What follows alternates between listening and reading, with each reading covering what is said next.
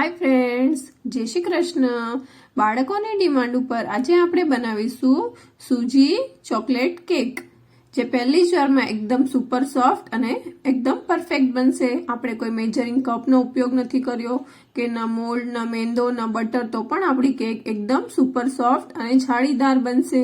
જો તમે જોઈ શકો છો કે એકદમ જાડી સરસ પડી છે. આવી હેલ્ધી કેક જો તમારે પણ બનાવવી હોય તો તમે પણ આ રીતે પહેલી જ વારમાં પરફેક્ટ બનાવી શકો છો. તેના માટે આપણે એક મિક્સિંગ જાર લેવાનું છે.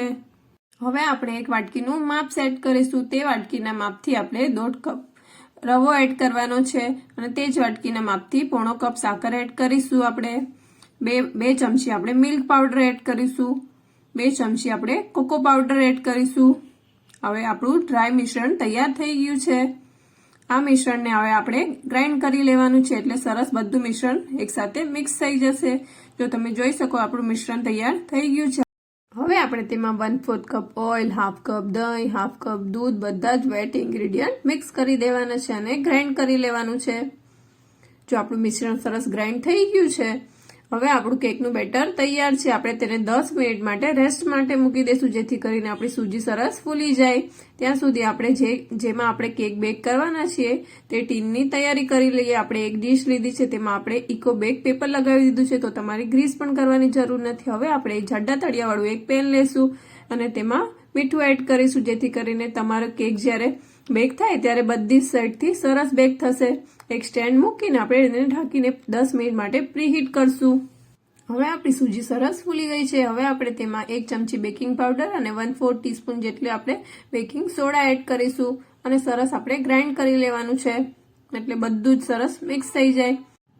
કેકનું બેટર સરસ એકદમ ફ્લફી થઈ ગયું છે. જો આ રીતની કન્સિસ્ટન્સી હોવી જોઈએ, ન બહુ થીક ન બહુ લિક્વિડી. જો આ રીતની કન્સિસ્ટન્સી છે આપણી. હવે આપણે જે ટીન તૈયાર કર્યું હતું તેમાં આપણે તેને પોર કરી દેશું. બધું જ મિશ્રણ આપણે તેમાં પોર કરી દેશું. પછી આપણે તેને એકવાર ટેપ કરી લેવાનું છે, જેથી કરીને કોઈ બબલ્સ રહી ગયા હોય તે બધા બબલ્સ બેસી જાય.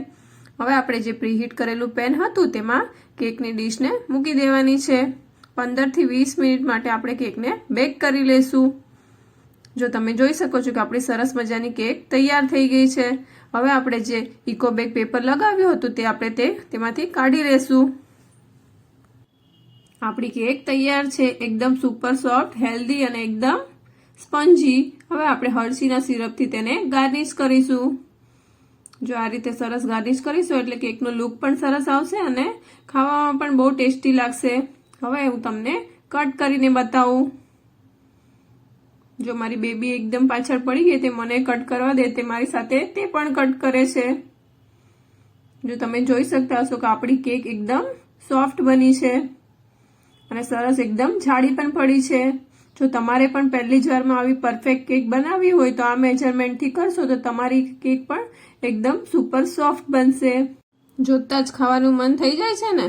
જો હું તમને બતાવું, એક પીસ કરીને પણ બતાવું કે તેમાં કેટલી સરસ જાડી પડી છે. જો તમે જોઈ શકો છો કે આપણે સરસ સેજ હાથ લગાવ્યો તો એકદમ એનું પીસ થઈ ગયું, એટલે એકદમ સુપર સોફ્ટ અને એકદમ ટેસ્ટી બની છે. આવી હેલ્ધી અને ટેસ્ટી કેક તમે ક્યારેય ન બનાવી હોય તો જરૂરથી ટ્રાય કરજો. જો તમને મારી રેસીપી ગમે તો મારી ચેનલને લાઇક, શેર અને સબસ્ક્રાઇબ કરવાનું ભૂલતા નહીં અને તમારી ફેમિલી અને ફ્રેન્ડ્સમાં શેર કરજો. બાજુમાં આપેલા ઘંટીના બટનને પ્રેસ કરજો, જેથી કરીને નવી નવી રેસીપીના નોટિફિકેશન તમને મળતા રહે. Thanks for watching. આ કેક જરૂરથી ટ્રાય કરજો.